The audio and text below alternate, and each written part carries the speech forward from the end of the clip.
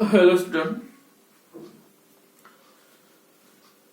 आज जो last class में जो एटॉमिक स्ट्रक्चर चैप्टर था कंप्लीट हो गया था और आज जो है पढ़ना है chemical equilibrium new chapter number unit number 12, जिसका बेसिक जो है ये मतलब 12 में जो चैप्टर है आयोनिक इक्विलिब्रिया, इसका बेसिक पार्ट है, इसलिए ये चैप्टर स्टार्ट कर रहे 12 के हिसाब से।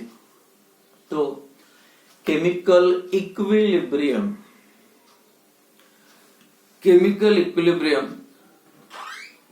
जब भी कोई केमिकल ये पढ़ने से पहले, डेफिनेशन के पहले, chemical main 3 characteristic of any chemical reaction. कोई भी केमिकल रिएक्शन जब होता है, जैसे suppose A plus B gives product, एक केमिकल रिएक्शन है, तो मेन जो 3 एस्पेक्ट्स होते हैं रिएक्शन के, 3 कैरेक्टरिस्टिक होते हैं रिएक्शन की अगर कंप्लीट स्टडी करना है कोई भी केमिकल रिएक्शन की, तो ये 3 पॉइंट सबसे इंपॉर्टेंट होते हैं। नंबर वन है फिजिबिलिटी।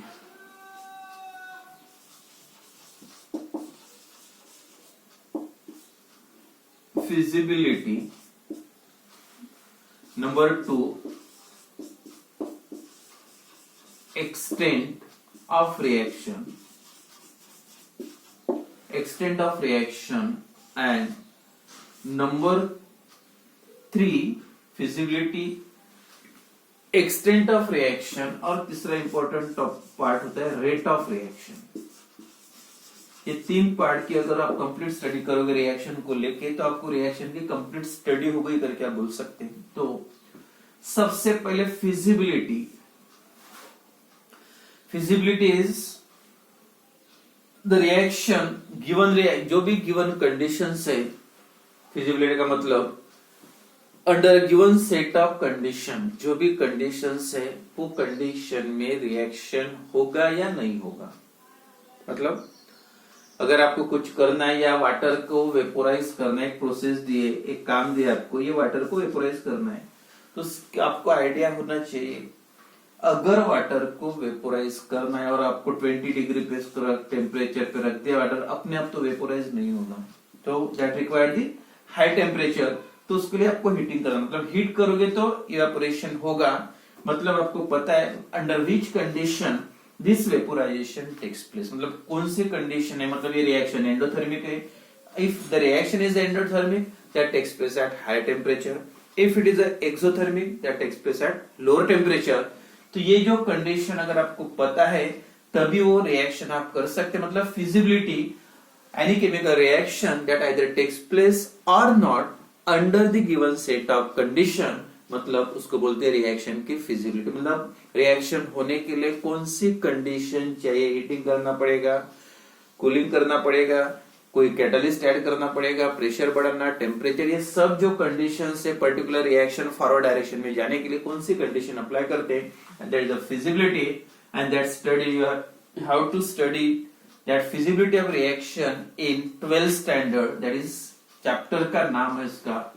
ये जो फिजिबिलिटी आपको पढ़ना है दैट इज थर्मोडायनेमिक्स चैप्टर में। या रिएक्शन की फिजिबिलिटी क्या है, मतलब under given set of condition either particular reaction takes place और नॉट, इसका आंसर आपको कौन देगा, थर्मोडायनेमिक्स। देन थर्ड पार्ट देखो, थर्ड पॉइंट देखो, थर्ड एस्पेक्ट देखो रिएक्शन का, rate of reaction, that is also called as the speed of reaction। Reaction की स्पीड क्या है, certain reaction that takes place at very high speed या high rate, या कुछ रिएक्शन बहुत ही स्लो होते। जो example simple general common example अगर लेना है तो रस्टिंग ऑफ आयरन पे रस्ट फॉर्म होने के लिए 8 या 15 दिन लगते हैं, तो मतलब that reaction is very very slow reaction. कुछ रिएक्शन बहुत ही स्लो होते हैं तो उसका रेट मतलब बहुत ही कम है। And some reactions are very fast reaction, for example acid plus base HCl plus NaOH, अगर दोनों को मिक्स करोगे तो डायरेक्टली यहाँ पे बन जाता है NaCl plus H2, acid plus base form salt and water within a short interval of time this reaction takes place. तो इसका मतलब आप डायरेक्ट चेक करो अलग अलग बीकर में, तब चेक कर सकते हैं लिटमस टेस्ट, कलर चेंज होगा blue to red, red to blue. लेकिन मिक्सिंग के बाद डायरेक्ट देखो उसी टाइम पे, और मिक्स करने के बाद कोई कलर चेंज नहीं, मतलब neutralisation reaction is completed. Neutralisation reaction complete हो गया, मतलब वो reaction takes place under very short interval of time, बहुत कम टाइम में ये रिएक्शन, मतलब this reaction is very very fast. तो some reactions are very fast, some reaction are very slow. तो कितने टाइम में कितने रिएक्टेंट का कन्वर्शन प्रोडक्ट में हो रहा, अगर फास्ट है तो कम टाइम में ज्यादा प्रोडक्ट बनेगा, अगर स्लो है तो कम टाइम में, मतलब ज्यादा टाइम में कम प्रोडक्ट बनेगा। तो रिएक्शन की स्पीड क्या है, रिएक्शन का रेट क्या है, रेट या स्पीड बोलो, दैट पार्ट जो speed of reaction that's you have to study in another chapter, that is chemical equilibrium है, और वो जो चैप्टर है 12th में, दैट इज केमिकल काइनेटिक्स। तो काइनेटिक में क्या पढ़ा जाता है, स्पीड ऑफ रिएक्शन या रेट ऑफ रिएक्शन। एंड जो थर्ड एस्पेक्ट है, तो इसके लिए चैप्टर कौन सा है, केमिकल काइनेटिक्स, इसके लिए थर्मोडायनेमिक्स। और जो थर्ड सेकंड पार्ट है that is the extent of reaction, जो सबसे इंपॉर्टेंट है, रिएक्शन का एक्सटेंट। तो एक्सटेंट का मतलब reactions, physical change, chemical change, जो आपने ऑलरेडी पढ़ा होगा। फिजिकल चेंज क्या है, physical change, if the chemical composition changes during the change, that is the chemical change, and chemical composition remain same, that is the physical. Simple example, कोई भी chemical reaction होता है, C+O2 gives CO2, ये कौन सा change है, chemical change. ये अलग है, ये अलग है, इसका केमिकल कंपोजिशन अलग है इसका। लेकिन यही अगर मैंने H2O सॉलिड, मतलब आइस का कन्वर्शन H2 लिक्विड में होता है, ये भी चेंज है, फिजिकल चेंज है, क्योंकि इसका भी केमिकल कंपोजिशन H2, इसका उसको हीट करोगे तो वेपर्स बनेंगे। Again chemical composition, what is the molecular formula of steam, also same, that is H2, तो इसका भी chemical.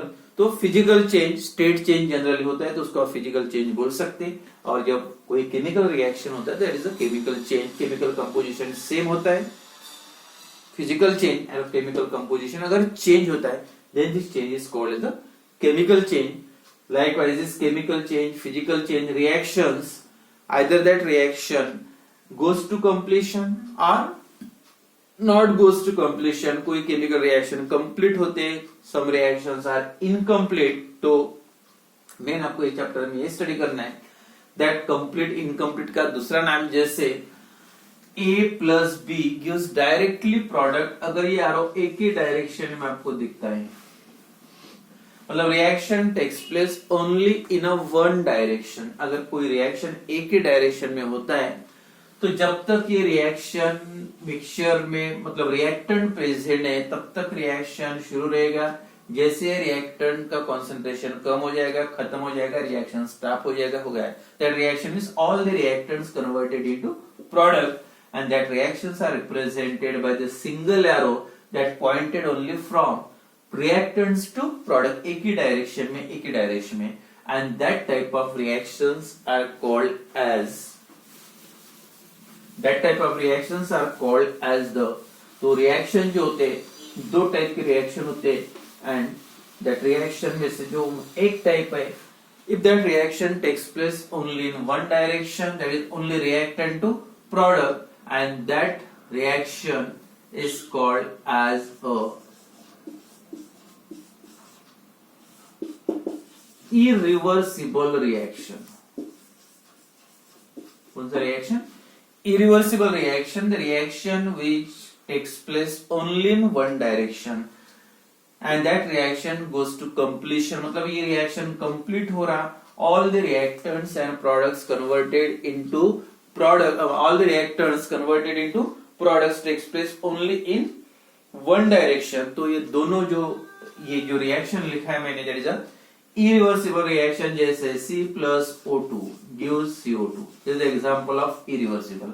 Once the CO2 is formed, again that CO2 cannot be converted into C and O2, मतलब एक ही direction में होता है, मतलब all reactants and reactants converted into products, या another example HCl plus NaOH that form NaCl plus H2।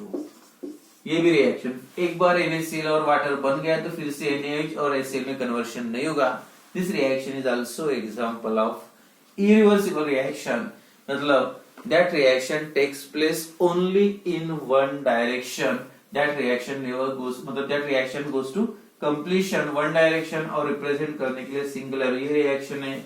या दूसरा एग्जांपल ले सकते हैं CaCO3 form CaO plus CO2 if this reaction takes place in a open container। अगर calcium carbonate को आप heat करोगे ओपन कंटेनर में, it undergoes decomposition and form calcium oxide and CO2। अब ओपन कंटेनर है, गैस जो बनेगा CO2 gas है वो कंटेनर में से निकल जाएगा और आपको फिर से मतलब कैल्शियम ऑक्साइड और CO2 का कन्वर्शन कैल्शियम कार्बोनेट में नहीं होगा। तो ये सभी जो ओपन कंटेनर में क्लोज में रहा तो वो रिवर्सिबल हो सकता। तो irreversible reaction, the reaction that takes place only in one direction and goes to completion. जो रिएक्शन एक ही डायरेक्शन में होता है only in forward direction means from reactant to product and that reaction goes to completion, that reaction is called as a irreversible reaction. But ये जो irreversible reaction होते हैं बहुत ही कम है, निग्लिजिबल, बहुत ही मैक्सिमम आप बोल सकते हैं 90% रिएक्शंस आर रिवर्सिबल, इरिवर्सिबल नहीं। और ये जो चैप्टर है उसमें आपको इरिवर्सिबल का काम नहीं है, इक्विलिब्रियम तभी फॉर्म होगा when any chemical reaction is reversible. तो इरिवर्सिबल का मतलब समझ में आ गया, when all the reactants convert into products and takes place only in one direction and that represented by the single arrow pointing from reactant to product। and then जो next है main reversible reaction, और reversible का मतलब एक जो text book में आपके activity दी है, अगर 4 ग्राम of cobalt chloride COCl2 4 gram that dissolved in 40 ml of water। अगर 40 ml वाटर में कोबाल्ट क्लोराइड डिसॉल्व करोगे तो ये जो सॉल्यूशन बनता है 4 ग्राम COCl2 cobalt chloride 40 ml of water, उसका जो कलर है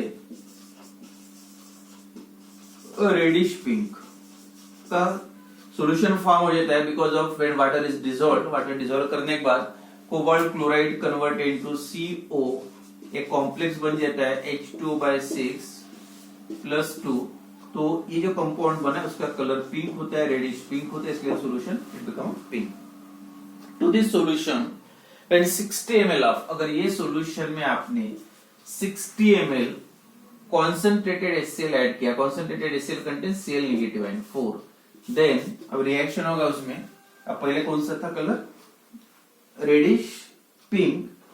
if to this solution when HCl concentrated HCl is added तो कलर चेंजेस फ्रॉम, पहले था रेड इट बिकम ब्लू या वायलेट बोल सकते हैं।